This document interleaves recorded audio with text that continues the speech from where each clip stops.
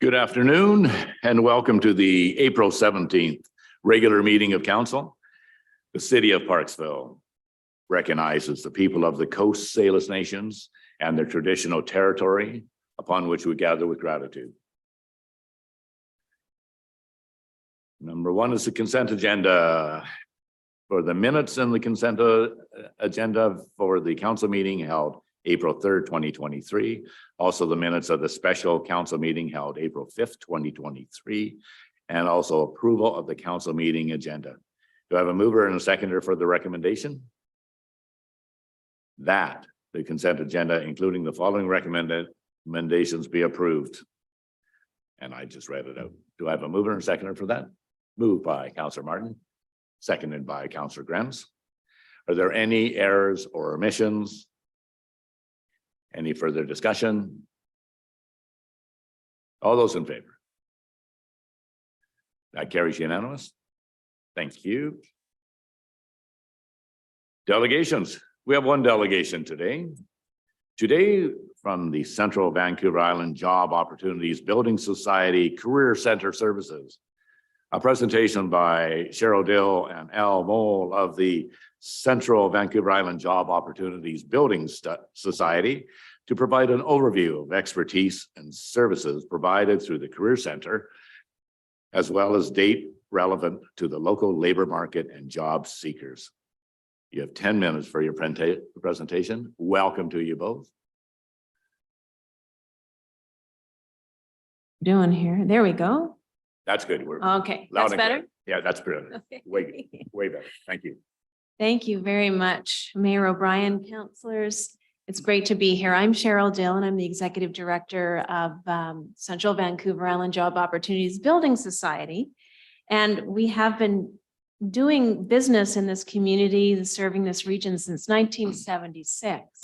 And a lot of people don't know about CVI jobs because they know us better as a career center. And so we just want to make sure that you as mayor and council have a good idea about what it is that we do and what kind of community impact our work has in this area. And I'm here today with Lori Mohl, who is our Employer Services Coordinator, and she's very, very busy serving this community, and you'll learn a little bit about that today too.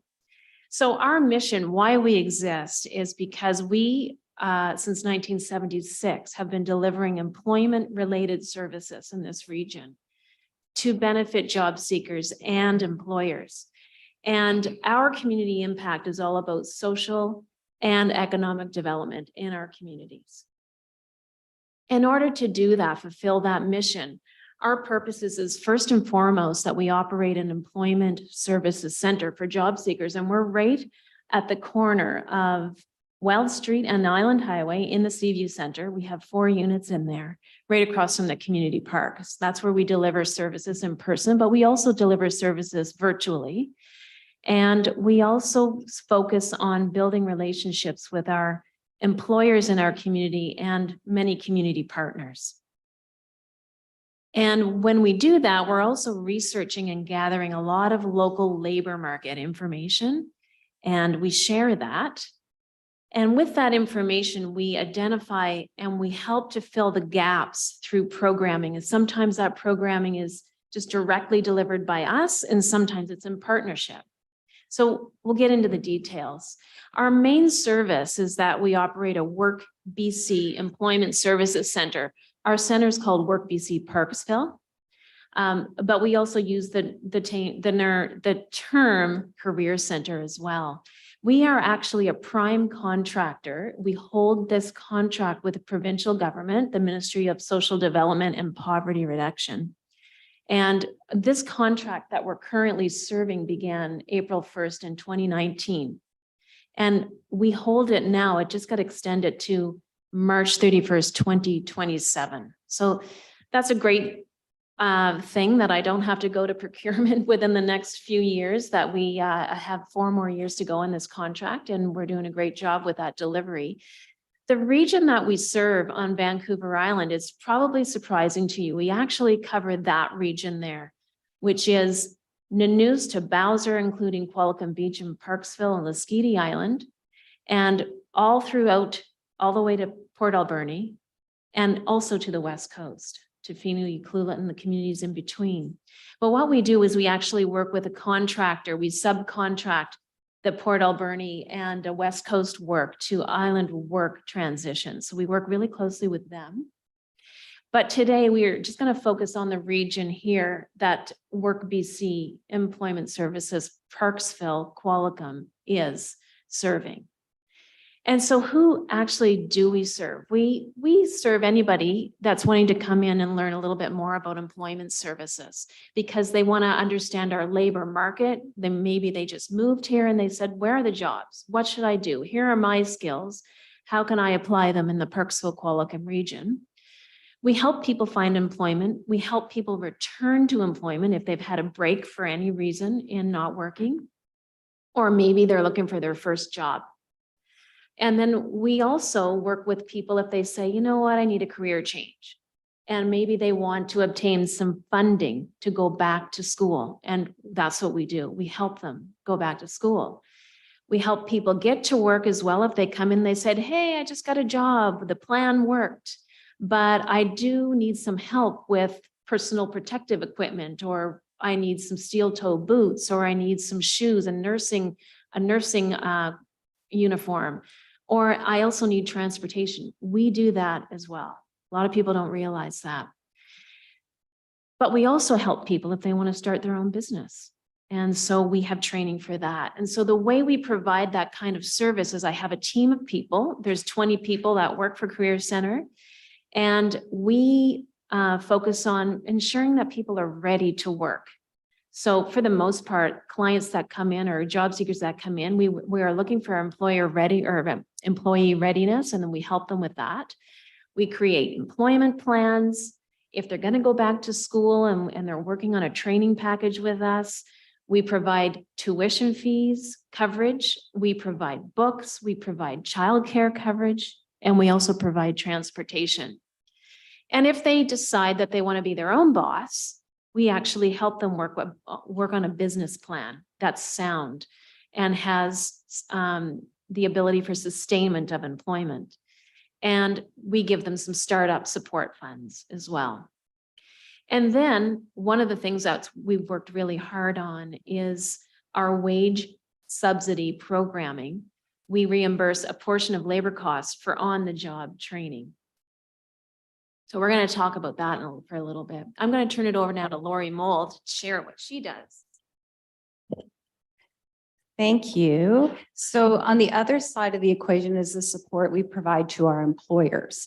And in addition to the wage subsidy program, an employer in our area can post their job for free on our website. So you may be familiar with things like Indeed and Glassdoor. Well, employers do need to pay for that service. This is a free service. We also will provide coaching and advice on what to include in that posting, what not to include in that posting, what might be the average wage that position is paying in the community at this time, and that kind of advice. We hold an annual hiring fair. It was just in March. And there was 470 odd people came through the door looking for work, and about 55 employers in attendance as well. So some good relationships happened there. We host educational workshops because as employers, there's still a lot to learn. Many of our employers in their community are small business. They don't have an HR department. They can phone us and get information. So once a year, we host workshops on topics that are relevant to them.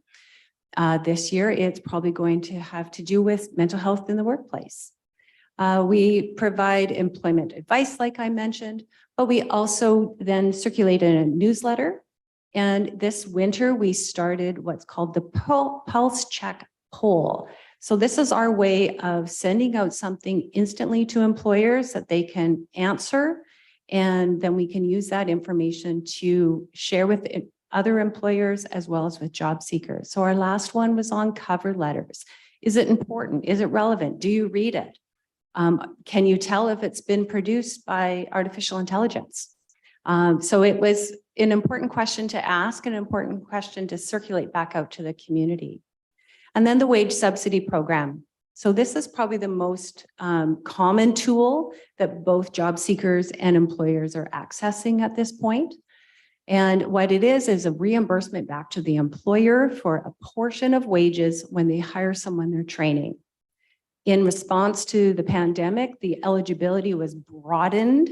So most employers and most job seekers are eligible for the funding. On the chart, you'll notice we've got two different time intervals. I just will draw attention to the fact that the second interval is half as long as the first one, but we did twice the volume of contracts, twice the volume of dollars into the community. A lot of paperwork. It's been very busy. When we talk about labor market information, this is the sort of stuff people think of, and it's really boring to most people. So what I'm going to just draw your eye to is our participation rate.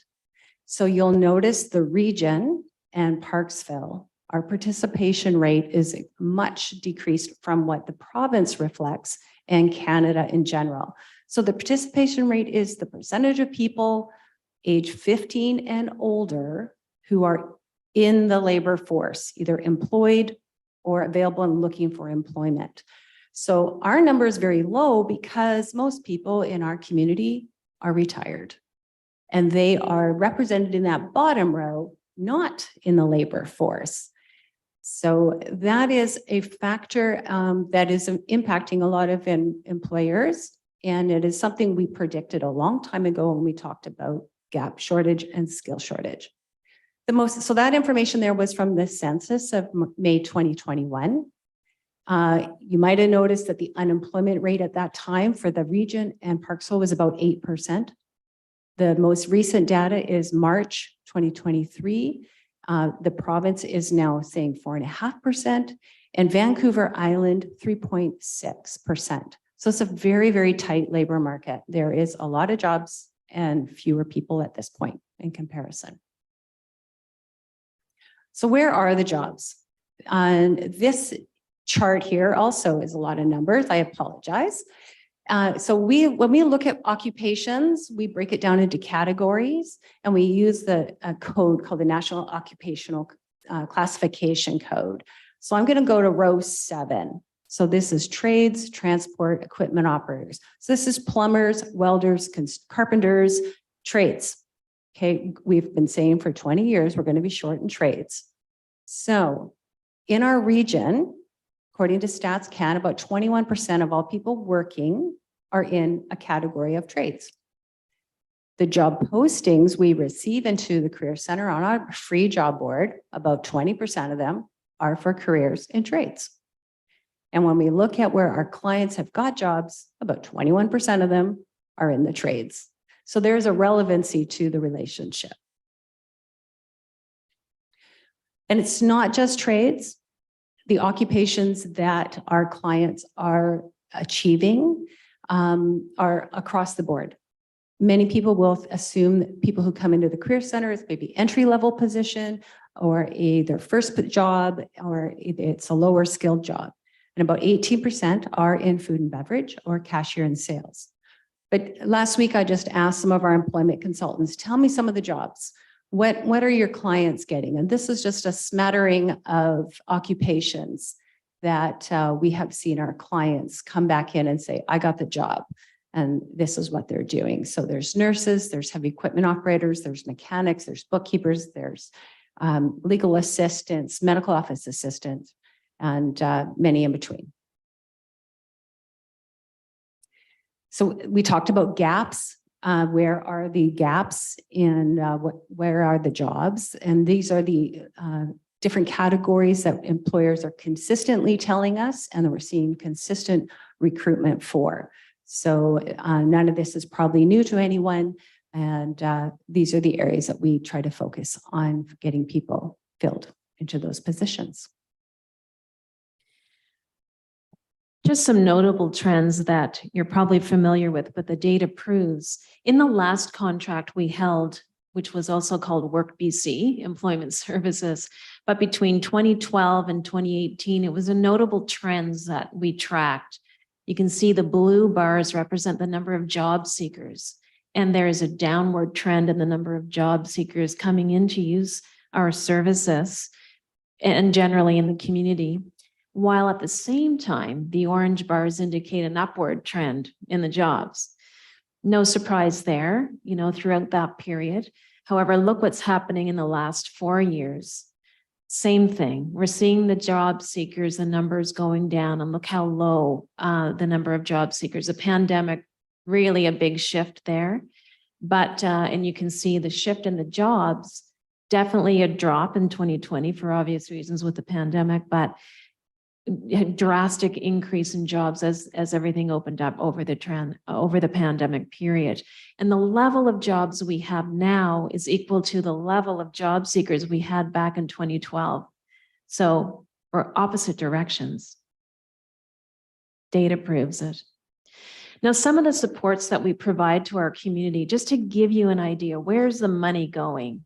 In the last 4 years, since March of 2023, just a month ago, we tracked in this current contract, Work BC Employment Services, we've facilitated $2.4 million going into the hands of job seekers and local employers, just through us, our office. So where are those funds going? The majority of those funds have been delegated to the wage subsidy program. So directly in the hands of employers locally, 1.25 million. The rest you can see here, the blue pie up here and the darker orange, those are funds for job seekers related to going back to school, doing some short-term training, paying for tuition and books. So we're supporting job seekers while they're in school, and also Vancouver Island University, North Island College, some of the private institutions as well. And we're also paying for childcare support, transportation, or counseling supports if people need to go for counseling sessions and assessments. Where are my learning challenges if I have any of those? So that's where some of the funds are going that we distribute. Let's see if I can get the next one to move. Seems like we have a little bit of a glitch. There we go. So just a couple of things just to close off. We talked about the Ministry of Social Development and Poverty Reduction as our main ministry where we get funding to do what we do. They also provide funding through community employer partnership grants. So we encourage local employers to work with other organizations, educational organizations, for example, and to put proposals forward to the ministry, and we provide some support on that. And here's some examples of some of the programs that have been delivered in the local central Vancouver Island area, and that we've actually put job seekers into participating in these programs. So really great programs. There's all kinds of different programs that are being developed as we speak. And we always keep our ears and eyes open for our job seekers to participate in these types of training. And when job seekers participate in these kind of programs, they don't pay a cent. They get living supports from us to participate in these things. Okay, let's see. Here we go. And some of those training gaps are filled by us. You may be familiar with our Blade Runners program. We've been delivering that since 2015. And we're really excited about this program coming up. If I can click on that, there might be a little bit of a delay here with the keyboard. There it is. Pathways to Trades. That program, we just received funding from the Ministry of Post-Secondary and Future Skills. Thank you, Lori. And so we're partnering with Vancouver Island University. And so if you know of any youth under the age of 30 who want to get into the trades, this is an excellent example. This summer, they can learn carpentry skills and electrical skills. And we're working with a local developer to be able to take work experience on. So we're really excited about that. We're going to start that in July. And then in the last 3 years, we actually have had a focus on older workers. And so we've been offering a program targeting older workers, and that's from retired to hired, putting their experience to work. And so we've had a lot of success with that delivery. So those are programs that we're really proud of that we also offer through our center. And this program's been happening for 23 years. It's the tutoring program. And we have been helping a lot of individuals in our community improve their literacy skills And we do that for free. We match tutors with learners. We train tutors how to work one-on-one with learners. I would say 85% of the learners right now that we have are ESL. And recently we've had a lot of Ukrainian learners coming in and are supporting their good work too. And a lot of them are getting jobs and they're increasing their confidence level in speaking the English language. And there's some of our team, some of our 20 people. We were having fun one day learning how to take better pictures with our iPhones. So we captured a picture of us there. Anyway, really great team of people we have, great expertise. We have a lot of fun. And I just hope that this presentation has given you an idea of the kind of work that we do to contribute and have a positive community impact in the Parksville-Pelican region. I'd love to answer any questions you may have. Thank you so much for your presentation. I'm kind of blown away by your success stories. It must be very rewarding to make creating a positive difference in your community. Yeah. And it really is. And you're doing it well. So thank you so much for your services that you provide, because you're changing people's lives. That's what we're there for, Right. Mayor O'Brien. Thank you. Yeah, and I'm really appreciative that you've taken this. You're very well organized. As I was writing down your funding sources as you were talking. I was trying to keep up to you because obviously you've learned how to go to the different ministries for different funding models, and sounds like you're quite successful. So I'm very appreciative of that as well. One quick comment, if I can make on your presentation, would you be able to send that to our staff? Because you had a lot of numbers on there with the employment and everything like that. And they're really good, but because some guy told you only had 10 minutes, you had to rattle through them pretty quick. So if we have it in hard copy, it would be very beneficial to us to understand, what position our community is in the labor force. And so that would be really helpful if we can study that on our own. And I only had one other question before I open up to the councillors. Very early in your presentation, you told yourself you're a prime contractor. I'm not sure what that means. If you could just explain that, please. Happy to explain that. So with this contract, Work BC Employment Services, there's 42 main contract holders, and the province calls us prime contractors. Wow. So we're one of 42 across the province. On the island, there are 7 contractors, prime contractors. So there's us. North of us, there'd be an office in Courtenay and Comox, and they also serve Powell River. And then north of that, there's NIAFs, and they serve Cumberland and Port Hardy.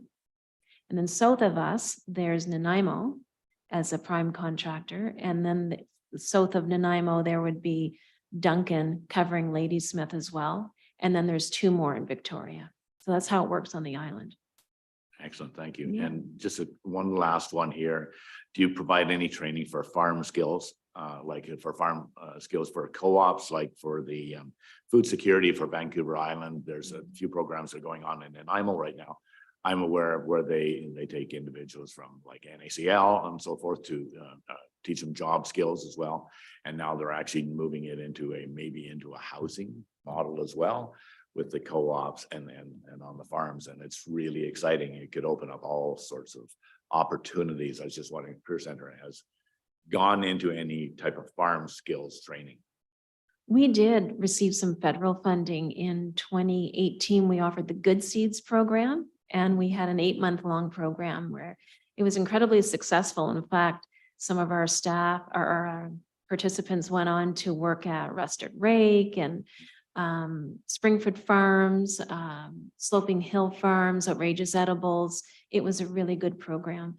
So we look for opportunities where we can partner with organizations and employers to do just that. Of course, the wage subsidy program that Lori administers would be very helpful for any of the commercial farms, small commercial farms.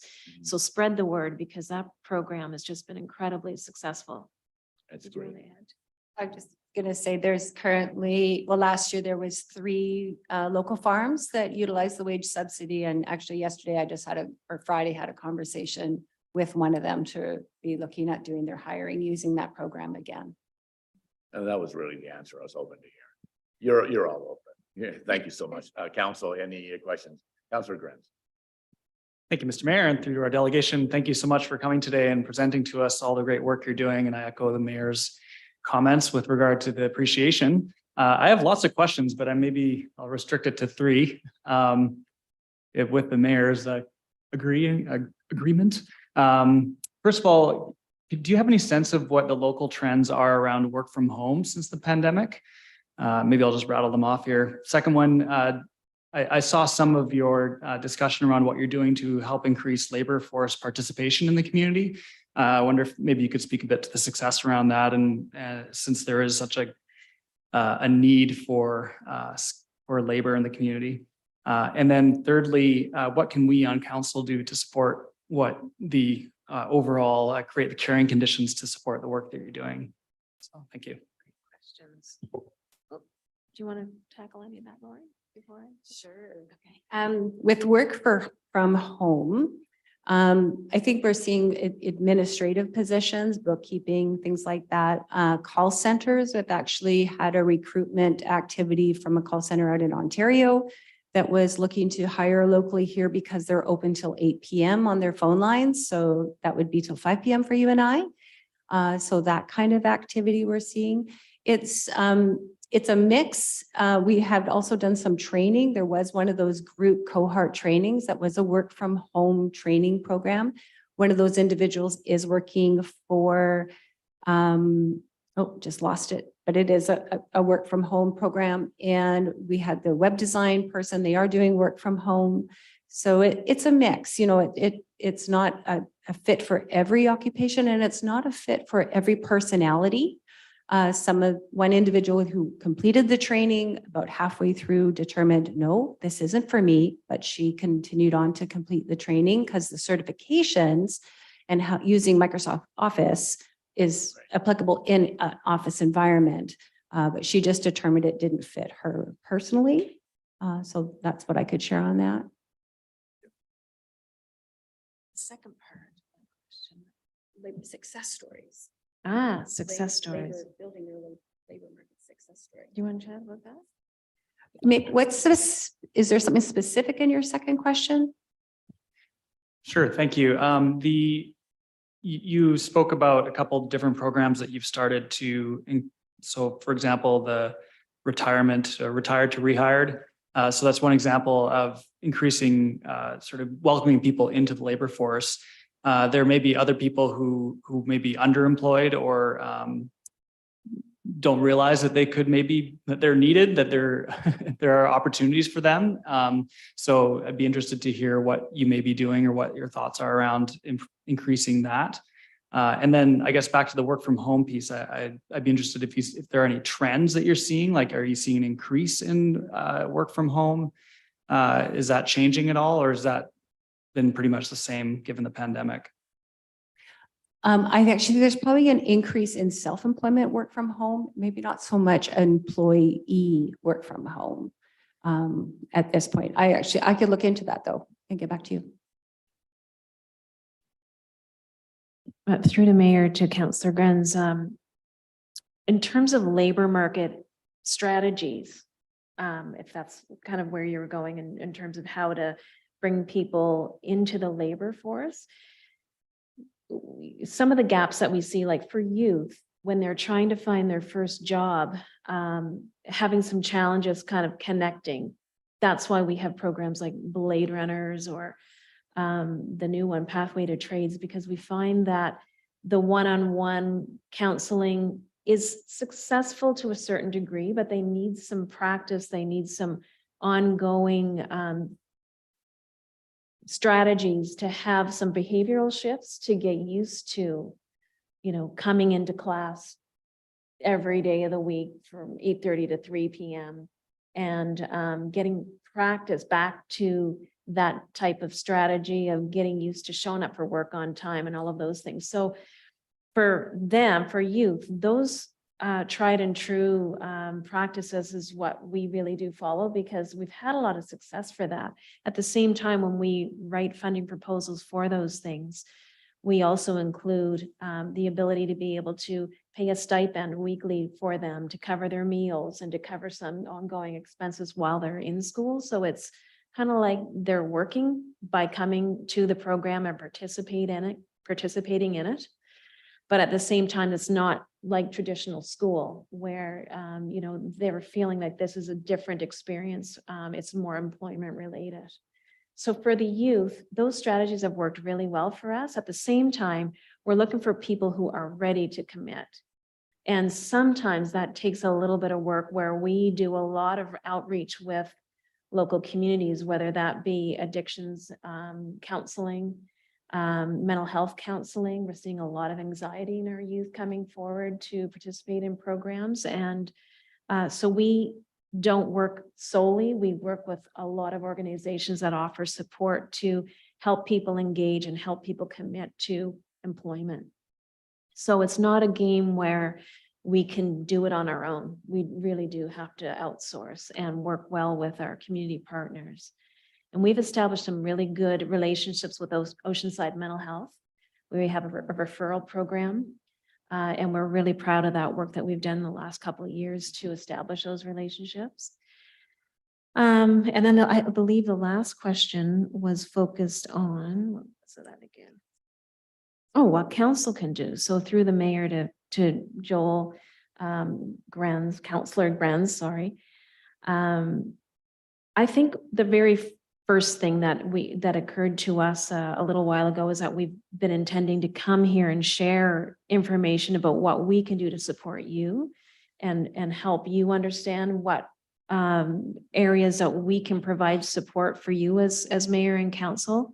So this is a good start for us. We certainly have chatted about resources on your website that you might want to have some kind of, you know, if there's a community profile you're developing, use us as a resource that we can support that development of that data. If there's any data that you're looking for on an ongoing basis, we pride ourselves in understanding the local labor market. So tap into us to help you succeed with some of the decisions that you're making.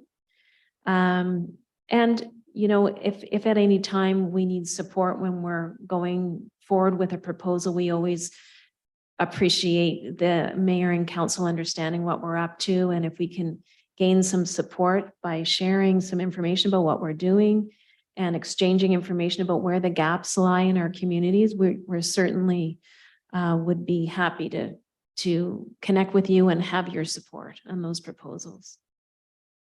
Did you want to add anything? Councillor Bill. Thank you. And to the mayor, to our delegation today, thank you very, very much. I was really looking forward to this, but I saw your name on this. I thought, oh, this will be great. And we'll get an update and all kinds of information.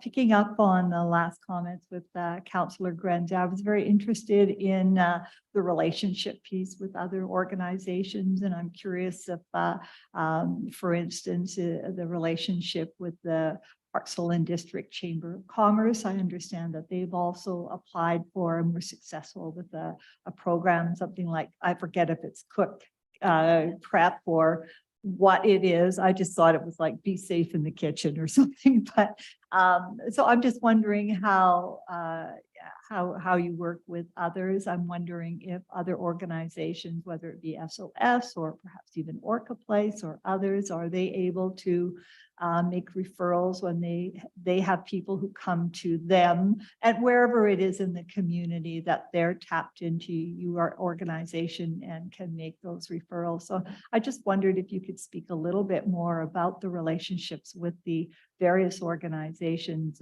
in our area. Thanks. That's a great question. So to the mayor through to Councillor Bale, the North Island College Parksville Chamber program, which is ongoing at the moment. So they are received funding to train for prep cooks. They have 6 applicants that are attending every day, and we are actually working with them on some of the certificates that they need. We did partner with them to help with their recruiting. And so we send out information to job seekers through an email system. And so we, sent that message out back in November, December to let them know this program was coming up, working with employers who now would want to have them be in work placement. So finding those opportunities and passing those names on. So that's a good example of things that we can partner in. Both chambers of commerce actually have been a part of that Small Business Week employer workshops that I talked about. They do send that out to their memberships and help promote that. So, there's always opportunities to cooperate and do things in a way that everyone benefits. And that's always, if everyone wins, everyone wins. And that's sort of how I will always look at an activity that how can we help? What can they do for us? What's the, collaboration aspect to it? If that answers your question. Yeah, go ahead. Thank you very much. And through the mayor to our delegation.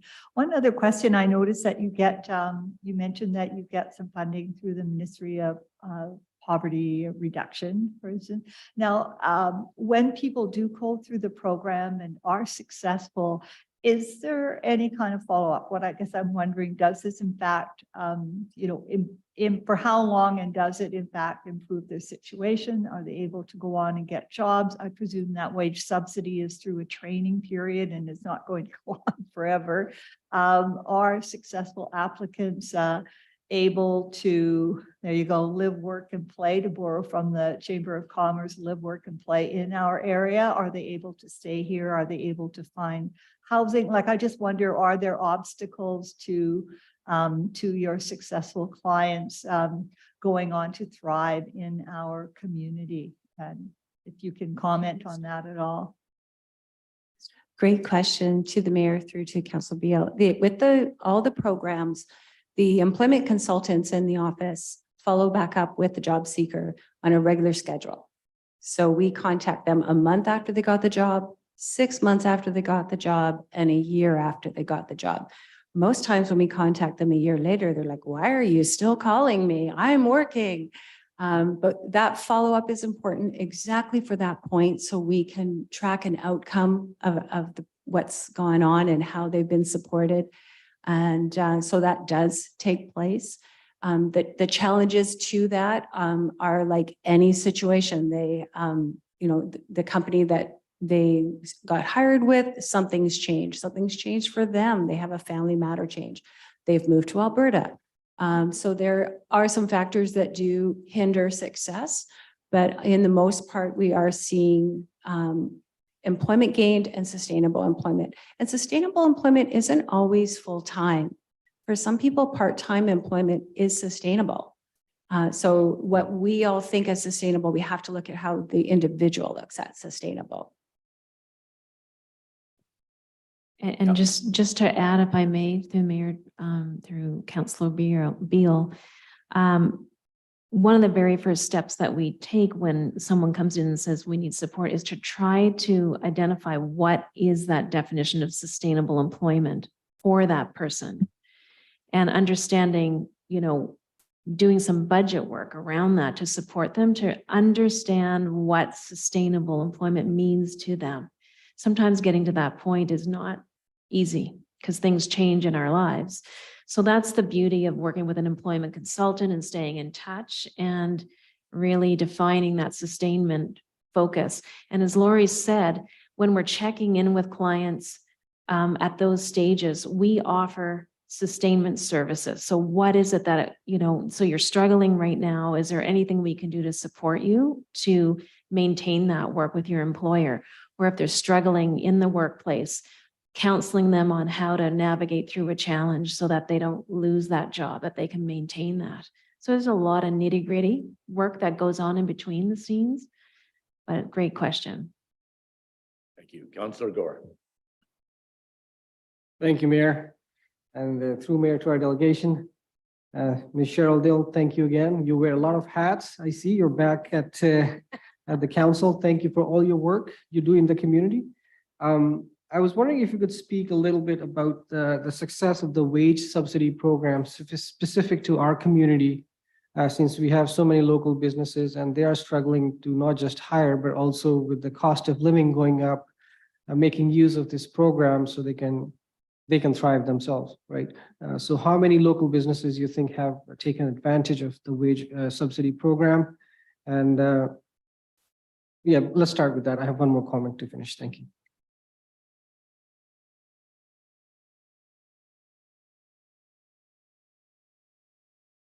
It wasn't, it's off.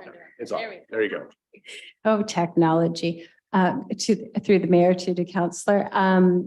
There, I believe it's about 230 positions have been funded through the program. So an employer can have at any given time at 5 wage subsidies in place. So if I'm a restaurant, I can hire 5 people and I can use that five times.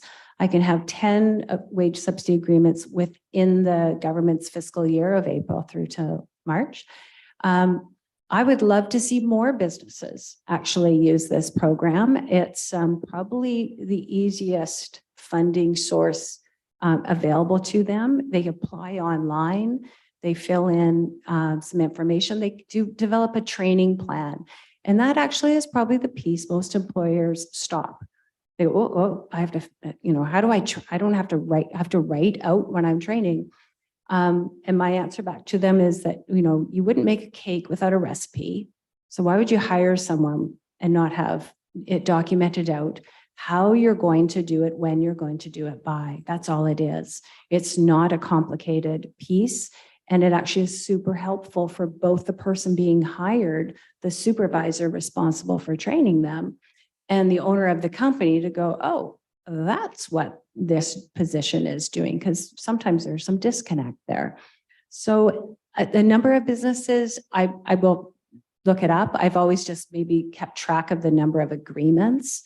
But it definitely is a program that could be more utilized in its current fashion. The ministry has made it very available.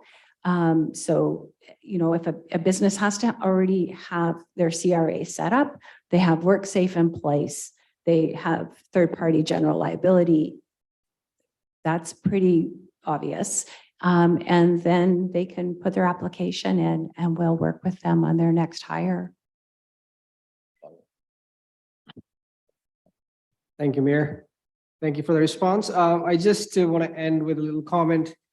I know you mentioned that we are primarily a retirement community. I would say I'm proud to be part of it. Even though, when we see seniors, we usually tend to see them as depending on not just the health services, but other sort of like dependent on the system.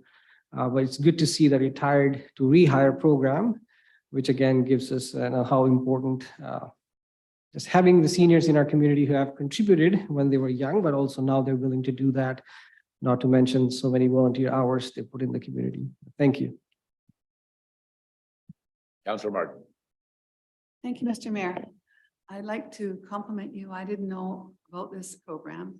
I mean, you've been going since 1976, but this sounds so worthwhile. And the fact that we're continuing on and you're not having to struggle to get the funds, and this is excellent. So I support you in that. And anything we can do, like Councillor Grant said, we know more about you now. So, this rehire seniors and this sort of thing sounds like a great idea, because they've got so much to give. And not all of them are able to make ends meet either in this economy. So thank you very much. Thank you, both of you. Pleasure. Councillor Wood. Thank you, Mayor, through yourself to the delegation. Thank you so much for both of you for the work you do. It's really nice to see government funding going straight through to where the community needs it most, and you guys are facilitating that and doing a very good job. I had a long list of questions, but in the interest of time, I'm going to go with the one I wrote down first. And if this is kind of intruding on something that doesn't necessarily need to be public, let me know. But I was just curious as to how the contracts are negotiated with the province, whether it's on a population based or if it's needs based, or how at that time when you're negotiating a new contract, how that kind of goes down. And again, you don't have to answer this. It was more just curiosity on my part. Thank you. Through the mayor to Councillor Wood. It's a great question, and it is a long and grueling process, actually. So what happens is the province goes to procurement and it's an open bid.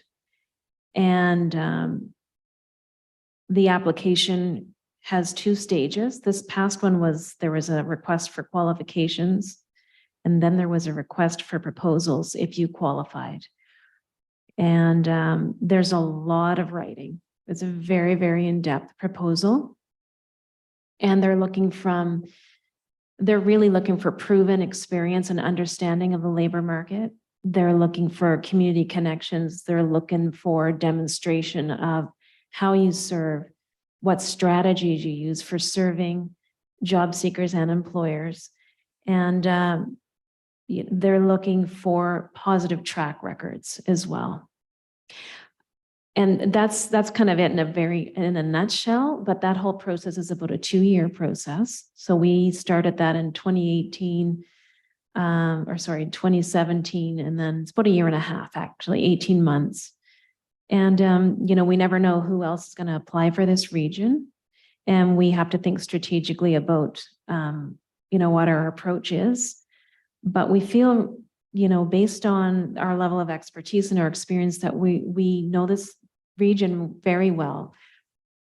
The last contract where the catchment area expanded to the West Coast. So that was a new thing for us. And we knew that either we were going to take an approach to just jump in and take over the whole region ourselves, or partner with someone that had some good proven experience. And so we did that. We took that approach and took a collaborative approach to it with the Island Work Transitions, and we were happy with that. We're hoping that when the next contract comes out, the next procurement process, that they don't have another change to the catchment jurisdictions, because we feel that serving the Parksville, Qualicum, Nanoose, Bowser, this area, it's just very distinct from the areas north and south of us. And that, having an understanding of how best to serve people in this area, we can do that very well.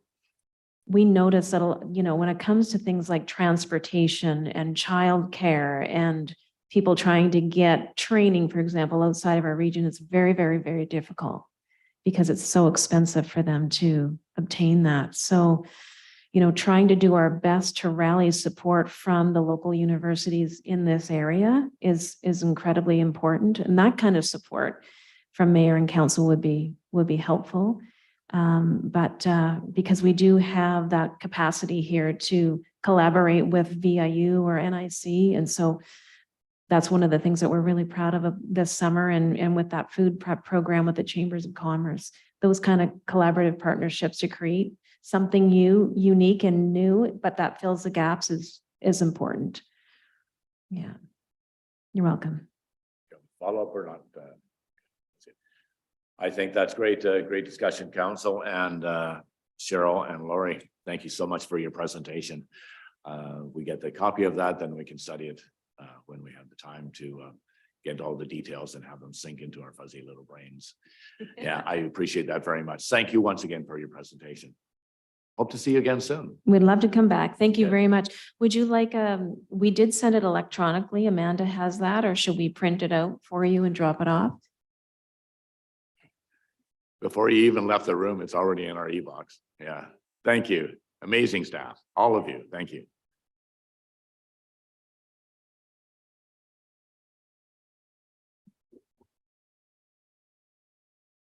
Council, next we have reports from Mr. Russell, Director of Community Planning and Building.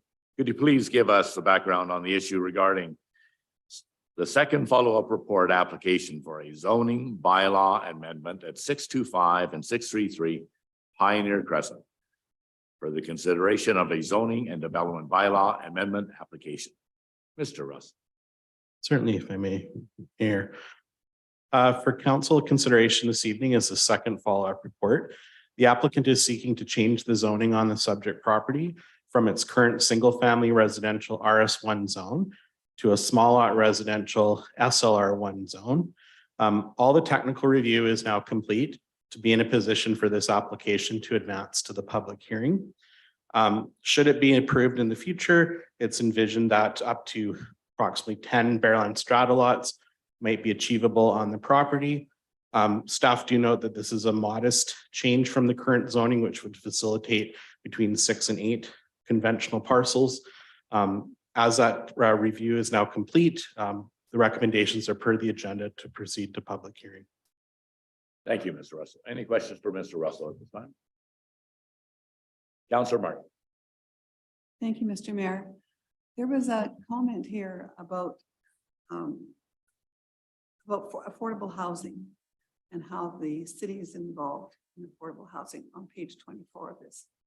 What is that? What are we involved in? Are we involved in this area? Maybe I misunderstood it. Let me just find the reference Page here. 24. Okay. So those are the city's policies that promote things such as affordability. So this is going to be, do we have an idea what the price are there for rent or for sale, or we don't know that yet? Well, the lots themselves would be for sale. We don't know what prices are. That would be based on the market. There's being a smaller, obviously land is priced per unit of area. So being a smaller format lot, they would be, slightly more affordable than a conventionally sized property, just due to the fact of their size. Okay, thank you very much. You're welcome. Councillor Beal. Thank you, Mr. Mayor, and through to the Director of Planning. This is a second follow-up report, and I did get some queries about that. Is it at all different from the earlier version that came forward, or is it just the length of time in between that has led to a second follow-up? I'm just curious about that, the benefit of the audience. Certainly, if I may, Mayor, through to Councillor Beal. Essentially, the engineer, all the aspects of the application were ready. The engineering review wasn't complete at that time. And so we weren't able to set the public hearing date until the full engineering technical review had been completed. And now that it's complete, we're in a position to advance the application.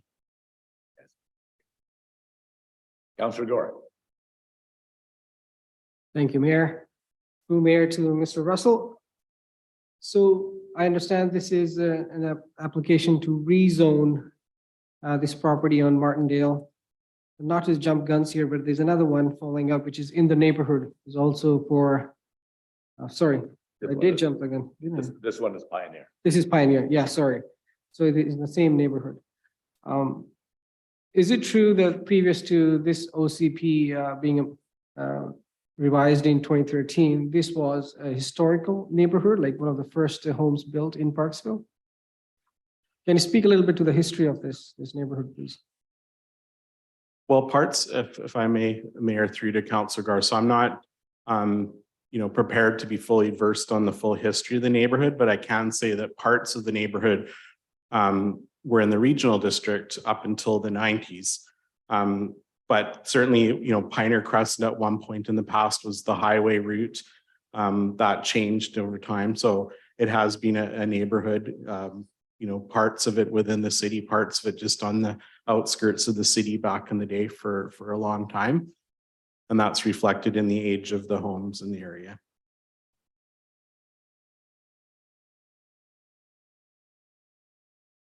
Are you good, Councillor Gore? Good at this time? Thank you. So do I have a mover and a seconder for the recommendation following that? Point one, that the report from the Director of Community Planning and Building dated April 11th, 2023, entitled Second Follow-Up Report, Consideration of an Application for a Zoning and Development Bylaw Amendment at 625 and 633 Pioneer Crescent to facilitate a small lot residential development, file number 3360 PZN 038 be received. And part two, that zoning and development amendment bylaw 2022 number 2000.139 be advanced to a public hearing to be held in the forum at the Parksville Civic and Technology Center located at 100 Jensen Avenue East, Parksville, British Columbia on Monday, May 15th, 2023, starting at 1 p.m. I'm the mover and seconder for that, moved by Councillor Beal, seconded by Councillor Wood. Any further discussion? Councillor Gore. Thank you, Mayor. I was reading the report and it mentions, again, through Mr. Russell here, that public open house was held to gather the comments, but I could not find the comments. Do we have access to those report? If I may, through the mayor, through Councillor Gar, yes, those are in the second, the first follow-up report. All the comments are there. They're posted on our website. We have a folder in the planning directory, and all the reports are there, including all the staff reports and public comments. They're also on the agendas of those reports as well. But if you need assistance, we can get you those. Yeah. Satisfied? And Councillor Grunts, did you have your hand up? Same question. Okay, we're good. Any other discussion? I'll just make comments at this time. I'm pleased anyways to see that, we're moving along with creating affordable, albeit through a small lot subdivision approval process, but to make it so we're getting more houses per square footage anyways on a lot. It follows very closely shadowing the recent announcements made by the Premier of British Columbia for more small lot subdivisions to enable more housing for British Columbians of diverse market and rental accommodation types. So this is excellent that this application is before us. I'm very appreciative for the fact that we may be able to take advantage of this and help a little bit with the housing crisis that is clearly identified. Any further discussion? Councillor Gore. Councillor Gore. Thank you, Mayor. Well, thank you for the comments. I do have a few things to mention. Yes, there is a housing crisis, but Parksville has grown quite a bit. I think we've done our quite a fair share in terms of growth. When we talk about rezoning and growing in smaller lots, I totally agree with you. But we also have to be mindful, like specifically, I tend to take a very careful approach when it comes to our ecologically sensitive lands and being close to the estuary and the river. I have concerns about subdividing this into even smaller lots. The other big issue is this part of the city has some of the mature trees that are still left. We have a practice of clear cutting in the city. We've seen it everywhere. And this was a big concern of the citizens during when I was knocking doors and getting some feedback from the people.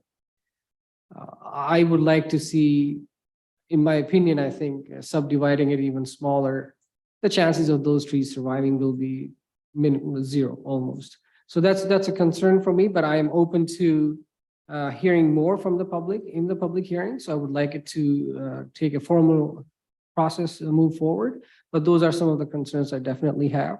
And just add to that a little bit is the character of the neighborhood. It's different, it's bigger lots. And so there are some concerns, but I would like to hear firsthand from the neighborhood. Thank you. Thank you. And I'd just like to comment and suggest anyways. Yeah, I would just suggest that there was a large mass of technical reports. You talked about it being in an environmentally sensitive neighborhood and so forth. Rest assured that our planning department, when I went through all the technical reports on here, have addressed those things in an expert fashion, not just maybe from an ad hoc fashion from us that certainly have no, not even close to the amount of training that the experts do have. So that's my comment on that, that they do a very good job of assessing what is environmentally sensitive from a professional group. Councillor Martin had her hand up first and back to Councillor Beal. Councillor Martin. Thank you, Mr. Mayor. Through the mayor, to our planner. I've seen these, developments along the way, and I wished I would have said something about a particular tree or whatever. Is it possible when we have the public hearings or when everything comes along and we look at more of the plan before it's subdivided, that we could say, there's not, I looked at the trees, they're not original growth or anything, but there is really nice to be able to keep some of them. And that would be, is that something we can actually request, or we have to wait for what the neighborhood says?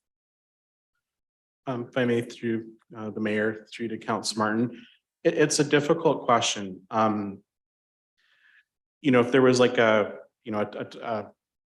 one large sequoia tree on the property, it might be possible for a developer to, propose to protect it by way of a restrictive covenant, something like that. When there's many trees, or a number of trees, I think there's like 5 or 6 protected trees on these properties. But none of them are, something like a 2,000-year-old sequoia tree. It's a little harder because when you put the foundation in for the house, then it has a certain distance that it is from a tree, and then ends up creating a hazard situation because now that tree has a house that it can hit essentially. And so it's fairly difficult. As I said, if there was a particular significant tree, it might be possible to protect one or 2 trees, but at the end of the day, it's difficult on a development site to really do a whole lot of tree retention, other than when it is being developed, we can look at replanting and the establishment of new trees that are consistent with the scale of development that's there. Thank you. Councillor Bill. Oh, you good? Okay. Any other questions? None? I'll call the question. All those in favor? Thank you, Councillor Grant. That is unanimous. Thank you, Council. Mr. Russell, I'm having the feeling that you're sticking around for the next one as well. Mr. Russell, Director of Community Planning and Building, could you please give us the background on the issue regarding the second follow-up report application for a zoning bylaw amendment at 211 Martindale Road for further consideration of a zoning and development bylaw amendment application? Mr. Russell. Certainly, if I may, Mayor, to quote Yogi Berra, it's like deja vu all over again.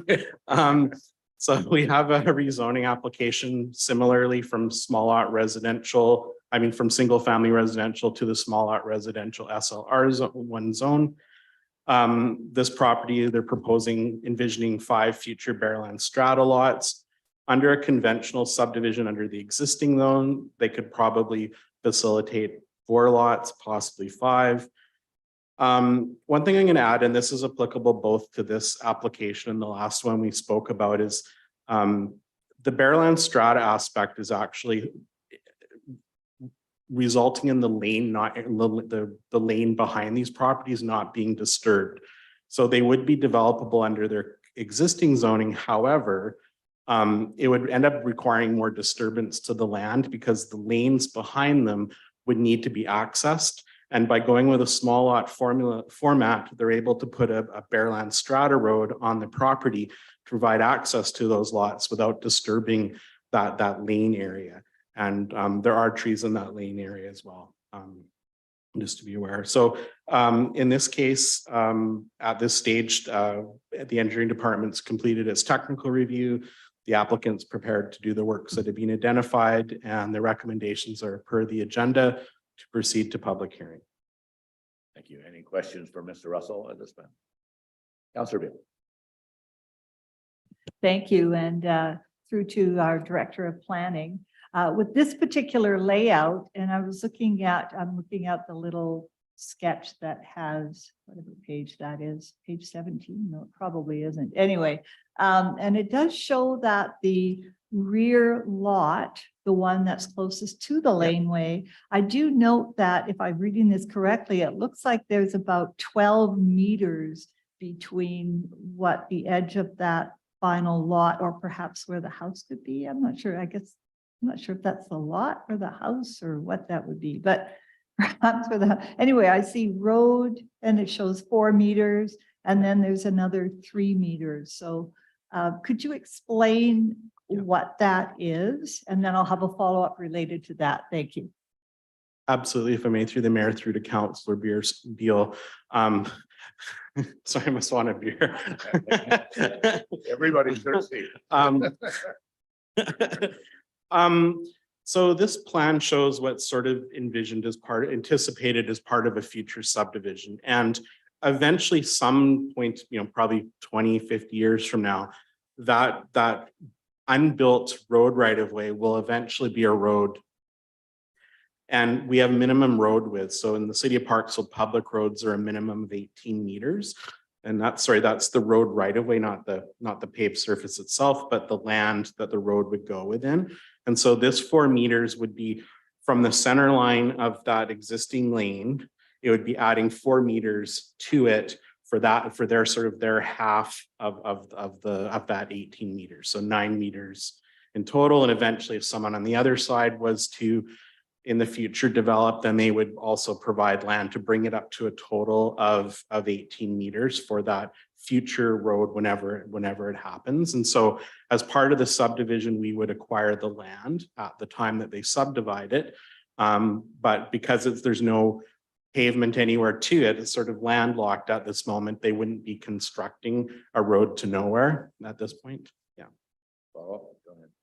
Thank you. That really helps me understand that 4 meters. And then presumably the additional 3 meters, that's the required setback for. Actually, in this particular case, that's a planned pathway. So to allow in the future to have a well-integrated neighborhood that would allow folks to walk.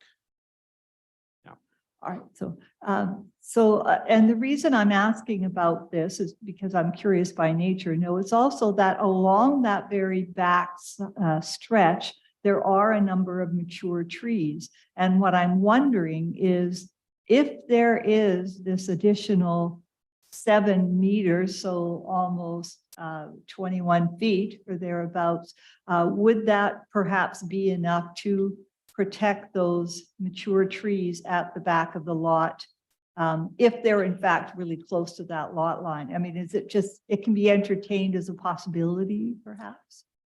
Because those are truly mature trees, as opposed to the previous double lots, which are mostly vacant.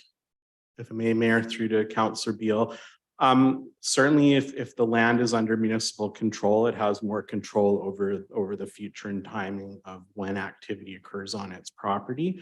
I do believe there are trees on that existing right of way, and this would be adding land to the municipal holdings.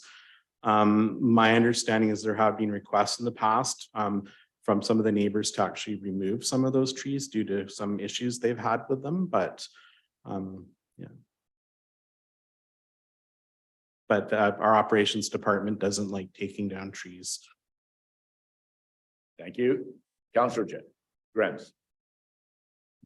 Thank you, Mayor, and through to you, to our Director of Planning.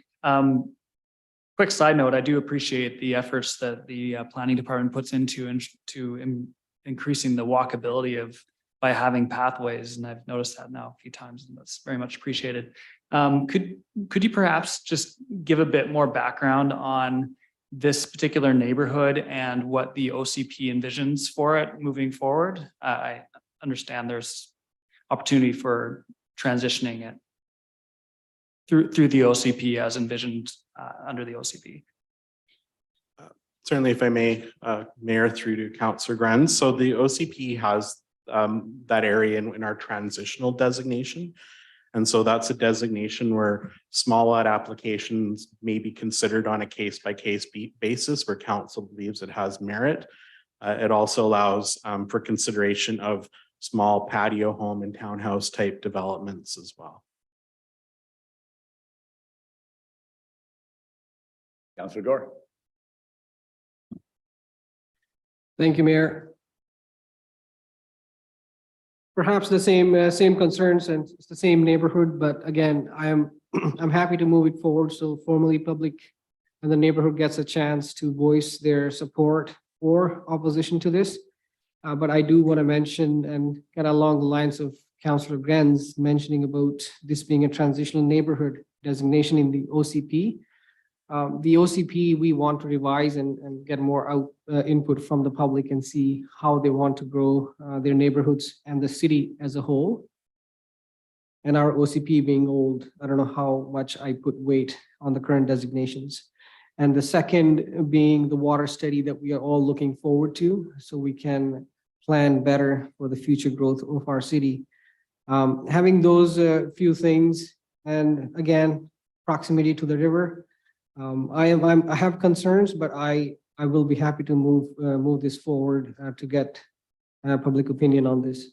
Thank you. Any further comments?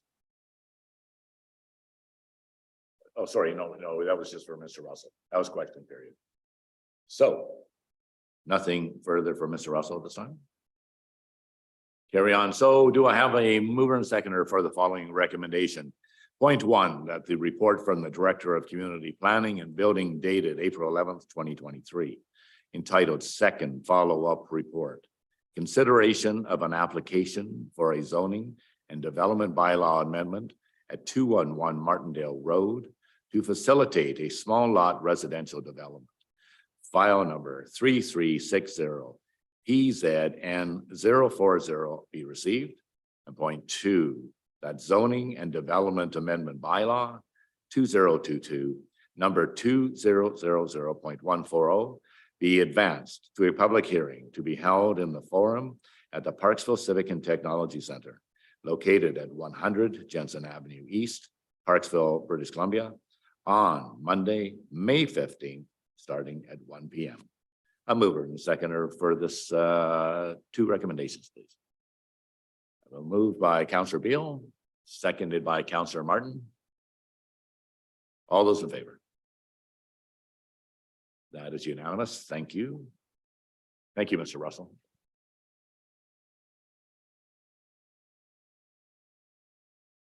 Now we're moving on to motions from previous meetings. I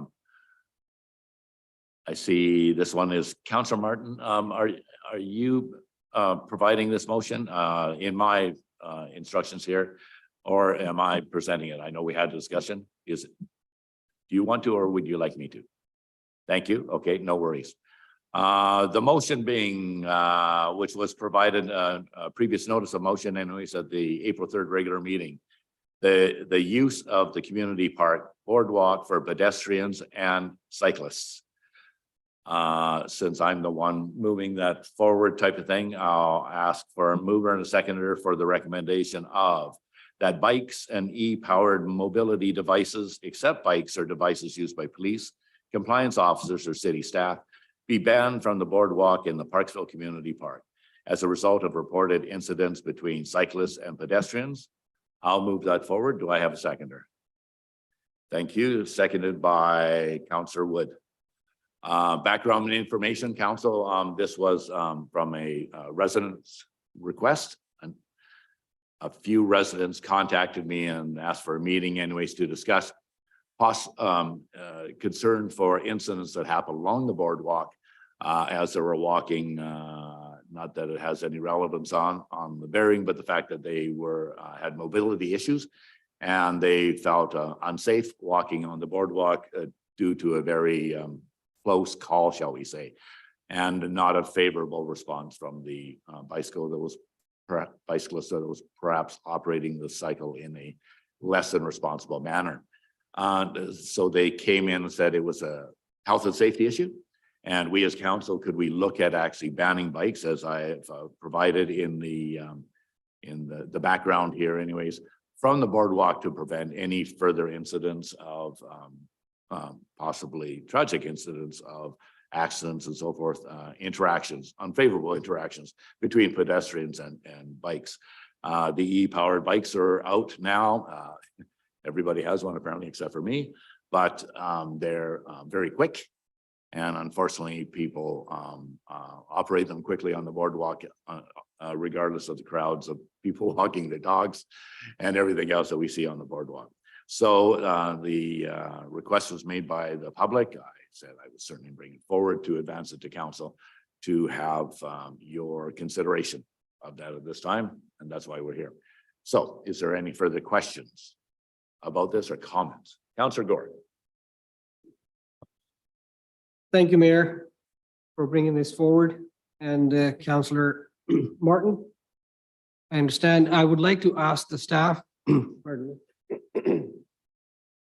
perhaps our bylaw director of operations, have we received more complaints than just one from the individual that the mayor was talking about? If I may, through the mayor, staff have not received a lot of complaints on this. I believe a lot of them have come through to council. I can comment on that. Previous council, we considered, we had quite a robust discussion, I remember. And it was about putting signs up on it or just addressing, like maybe cyclists can act more responsibly on it and not banning them completely. But it became an issue of enforcing the compliance, enforcing the bylaw. How do you have a compliance officer who says, well, you're not being kind, you're not being considerate, and you're acting like I'll choose my words carefully here, irresponsibly. So that had come up in the last session as well. I know we had one, and then we just decided it wasn't enforceable, so it was going to become more problem than what it was worth. There have been numerous comments as through the years that we've seen. I'm sure that this couple that came through, they would certainly be able to bring a delegation, but it's just not really easy for them to do such a thing because of certain factors. Okay. Councillor Gore. Thank you, Mayor. Thank you for the background there. And through you to the council, I want us to be very careful how we approach this. I totally understand the idea behind this, and I respect that. Is it just going to be to the boardwalk and the rest of the walkway? It will not include the rest of the walkway that's like paved? What about seniors in their power chairs? It does not talk about that. And also the children, like, who really enjoy this walk with an adult supervision. So are we going to ban even children being on the boardwalk? Some of the things for us to consider before we start banning things. And I understand, like, summertime is very busy. Like, I have myself never biked there. I run on that walkway and the boardwalk. It can be very unnerving to have a cyclist just brush by you, but I would want us to be very cautious how we approach this. Further comments, Councillor Bill. Thank you, Mr. Mayor. And yeah, I would be very hesitant to support this as it reads right now. And I understand that people may feel unnerved if someone goes by, and unfortunately there are inconsiderate people, or people who are just unaware. The same is true of dog walkers who sometimes go by and they have expandable leashes and you're coming along and all of a sudden you need to jump over them. But and I understand also that, what you were saying about the concern about posting signs, although I still wonder if perhaps there's some value in posting a sign that requests that cyclists yield to pedestrians or show consideration, whatever it is. There's so many different ways you can put the sign: share the boardwalk, share the walk, don't run anybody over, whatever it needs to be.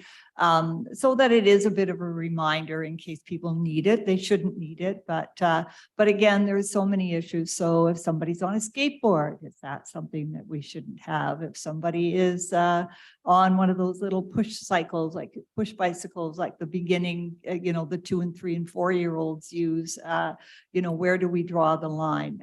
I'll admit I've cycled down there. I go very slowly when I'm along there. If there is somebody, I also run down there and I also walk down there. So I enjoy all of that. The e-bike certainly has changed the tone, if you like, of some of the cycling around. I'm not sure what the answer is, but I'd be very hesitant to support this as it reads. Any other comments, Councillor Grants? Thank you, Mr. Mayor, and thank you for bringing this forward at minimum, just to show responsiveness on the part of council and the willingness to discuss these issues. This reminds me of, so I have a German background and I went to Germany and with some more rowdy friends, and the rowdy friends weren't observing some of the German cultural practices around being a good pedestrian. And in Germany, it's not unusual for your fellow citizen to call you out for your behavior. And this is, I think, kind of the only form we have to deal with these sorts of issues, is that it's going to be cultural. It's going to be part of our how we treat one another and personal integrity issue. There's only so much legislation we can do on something like this, I think, to shape behavior. Maybe a positive sign saying, share the boardwalk or be friendly, or throw a pun in there so people notice it, like a picture of share that says share the boardwalk. I don't know, but But but I think there's only so much we can do to actually set bylaws in place and have to enforce them. Then it becomes an enforcement issue, and then it becomes people calling people to enforce this, and why didn't this get enforced? And it just gets way too complicated. So I think for this situation, let's all be kind to our fellow citizens. Let's recognize that we share these, no pun intended, community areas. And I think that's as far as we can go on this particular matter, this particular time. Thank you. Any further comments? Councillor Martin? I think positive sign would be really good in sharing. Somehow we could, I'm sure they're around. I think I've seen it elsewhere. Have a sign of some sort, because it's that sort of a place that people do, but that puts in their mind, because the bikes, the electric bikes, like you say, are not great. So that would be what I would think would be nice, but I couldn't use the motion as it is right now either. Thank you. Thank you. I'll call the question. All those in favor? Yeah, I've been here before. All those opposed? All those opposed are Councillor Gore, Councillor Martin, Councillor Grems, Councillor Wood, Councillor Beal. Only in favor of it was Mayor O'Brien. Thank you very much, Council. That does not pass. That is defeated. Motions from previous meetings. Councillor Gore, could you please give us a background on the issue regarding nomination of Councillor Wood to the Federation of Canadian Municipality Board of Directors, as provided by your notice of motion at the last April 3rd meeting? Thank you, Mayor.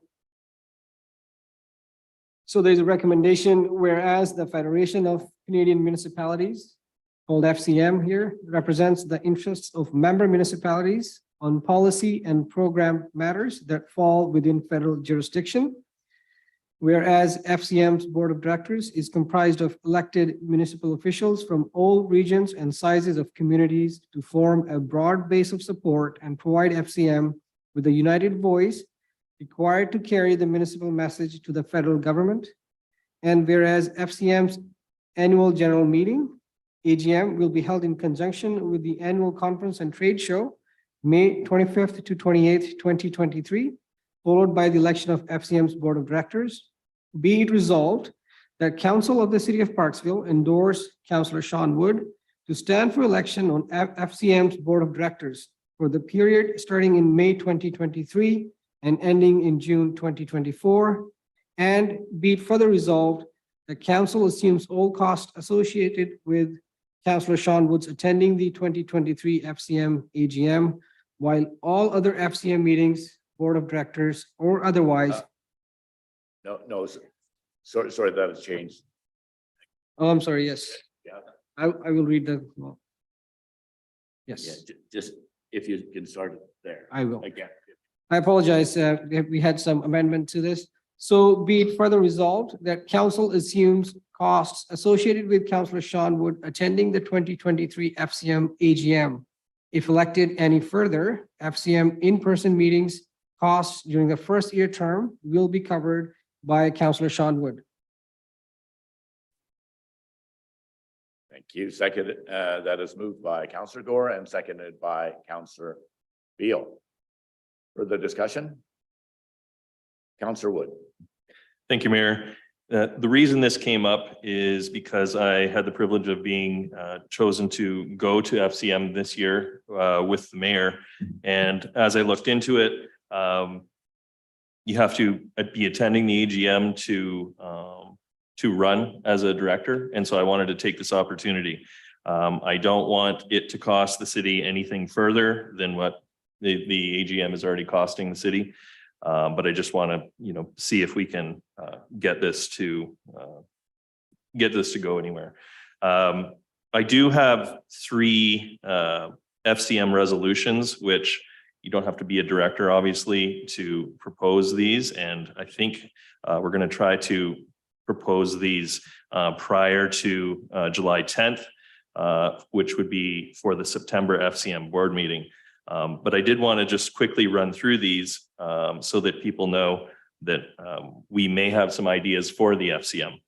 I would like to suggest at this time, if we could, Councillor Wood, is that you maybe bring this up as a notice of motion for your resolutions, instead of being in part and parcel to your your election possible. Could we do it that way? In fact, like, we'll talk about the motion that's on the floor right now and not your prescribed resolutions at this point. Sure, these are not the resolutions. I just wanted to kind of describe for the public a couple of our ideas for FCM briefly without going into the full resolutions. I don't have a problem with that, except for it's probably not appropriate right at this time when we have a Okay, motion on the floor. sure, no Yeah, problem. yeah, and I think if you put it in the form of a notice of motion, that you're going to propose following resolutions, possible resolution from the city of Parksville, you can go and notice as a motion, you can read, I'll let you read them out all out completely if you like. Sure, I just don't know how these would be a motion though, but that's okay. That's okay. Sorry. Yeah, CAO Kaler.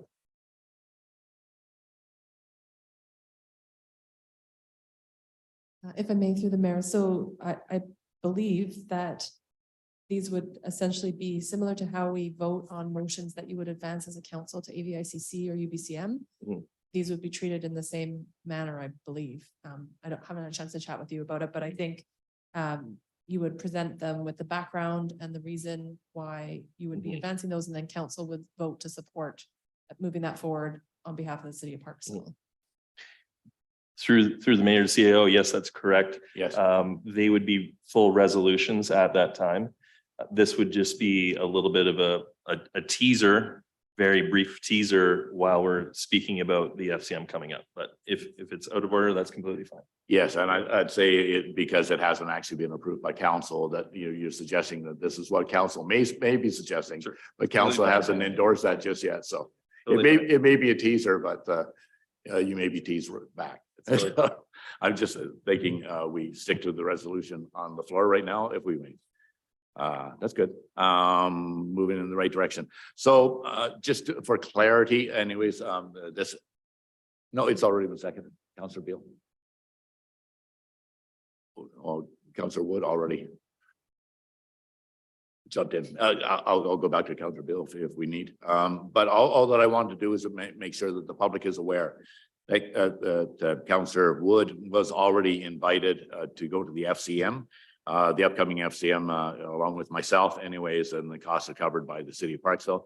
And that is a normal standard anyways for the two members of council to attend the FCM. So this is not an extraordinary expense for the city of Parksville. This is a normal expense that has been approved by prior councils in the past.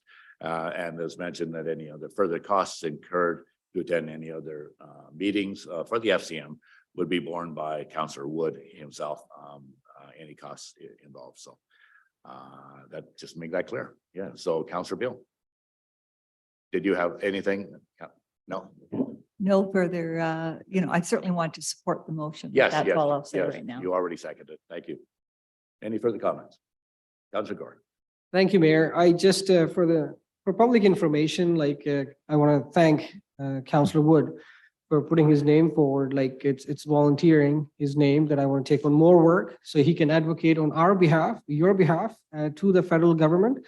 We as a local government are so much dependent on the senior levels like the province and the feds, not just through their policies, but also grant money when it comes to certain issues that we deal here locally. So I want to thank him for putting his name forward, for taking on extra responsibility. So I thought it would be appropriate for me to nominate him. And this is the process that actually FCM required, that we as a council endorse him through a motion, through a resolution, actually. And that's why we are putting up this little show for you guys. Thank you. Is that what we're doing? Okay. Further comment, Councillor Grants. Thank you, Mr. Mayor. And just one quick comment through to council, if I may. We just came back from a weekend at the AVICC this past weekend, and I find it's of incredible value to myself as a councillor, to the city more generally, for us to be at this. I know I've seen firsthand how hard Councillor Wood works at these conferences, and to have him working at this national conference will also be, I'm sure, excellent value. And then now he's thrown in additional benefit to the community by running for this position at the FCM. And if you were to get that, we would see even more value. I'm very sure of that at no additional cost to the community. So what a deal. That's a deal. That's great. Is there any further comment from any members of council? I'll call the question. All those in favor? That is unanimous. Carries. Thank you.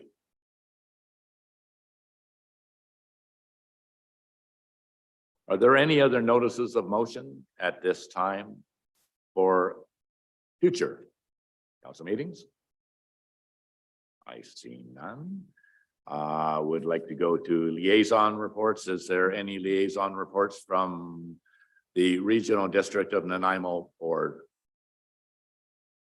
Councillor Wood, do you have any further liaison reports from the board update? Thank you, Mayor. The one thing I was going to mention, did we want to mention tomorrow's meeting, which is held in Qualicum Beach? And I'll leave it to you to decide. I think And that would speak be a good advertisement. Do you have the details on it? Yeah, the exact, it's the RD and how quick can we get that on? So I believe, if I may, Mayor, I believe the time is 1:30 to 3:30. It's scheduled, and it's a special board meeting. And it's going to be held at the Civic Center in Qualicum Beach tomorrow. And it is with regards to the Ravensong pool and the way we share to pay for that pool service through the RDN. And maybe I'll leave it to you to possibly describe a little bit about that sharing and what we'll be discussing. Thank you. Yes, and we can just talk about what's happening on the agenda for that particular meeting. And it's to be looking at the Ravensong pool, the possible expansion of it, and the breakdown of the costs associated with that. And for moving further ahead on recreation, aquatic recreation opportunities in the Oceanside region. And that will be happening at the meeting. So it's riveting. I highly recommend attending in person. It's so much more exciting. But if you can't, you can tune in on the YouTube channel, and you can watch it there as well. Thank you. I think it's riveting. Councillor Gore, would you like to provide your liaison report from the Access Oceanside Association? Thank you, Mayor. Through Mayor to the council, AOA met on April 12th at our regular time. So we discussed about the accessibility committee. They're calling it the accessibility team in Qualicum Beach. They're setting their own as required by the province. And AOA is also looking at perhaps having RDN liaison, Leanne Salter, to be part of the team on AOA. The members at AOA expressed some frustration and disappointment with not having the Corefield crossing, which I guess our engineering department does not think is appropriate. But I guess they also had a request about the Island Highway sidewalk needing some painting between Roscoe and Roscoe Street, and I forget, sorry, the next street over. It just needs a little paint so they don't get their power scooters off the sidewalk onto the highway. I was wondering if that can be revisited. They just want a little paint on the side. Other than that, they are still fundraising. They're doing great. They're happy to be part of the accessibility committee. That's about it. Thank you. Good, thank you. And great report, Councillor Gore. I would suggest that maybe put in email form the requests about the line painting on Roscoe. If you could direct that through our CAO, and she'll get it through the appropriate department so we can look at that situation as you described. Thank you. Any other liaison reports from anyone at the table? There you are. Chamber of Commerce. Councillor Beal. Thank you very much. Through the mayor to everyone on council and in the audience. I recently attended the Parksville and District Chamber of Commerce AGM. And what the highlights include the election of the board that's done annually. And so Joseph Gettler is the new president of the board. There is also a new executive director replacing Kim Burden, who has been in that role for many years. Now, Kim will still be around and be part of a transition and so on, but he is stepping back from the demanding role and I'm no doubt rewarding role of the executive director of the chamber. So I would like to thank Kim Burden for his many years of service and as a chamber director. And I know that previously he also sat at this table and gave considerable service to the community at large. So I would also like to welcome Amir Tabatabai. Tabatabai, I have to double check the ending of that pronunciation and wish him success in his new role as the executive director of the Parksville and District Chamber of Commerce. So I do hope that there'll be an opportunity for everyone here to meet him personally at some point in time if you haven't already met him. That's all I have to say right now. Thank you. You had me in suspense. I was waiting for the name to come along and you're held back. I tell you, you built that suspense up really well. Yes, it was worth waiting for. Good for you. Thank you. That's super. Is there any other liaison reports from any other members of council? I see none. Can I get a mover and seconder for adjournment, please? Moved by Councillor Wood. Second by Councillor Gore. All those in favor? That is unanimous.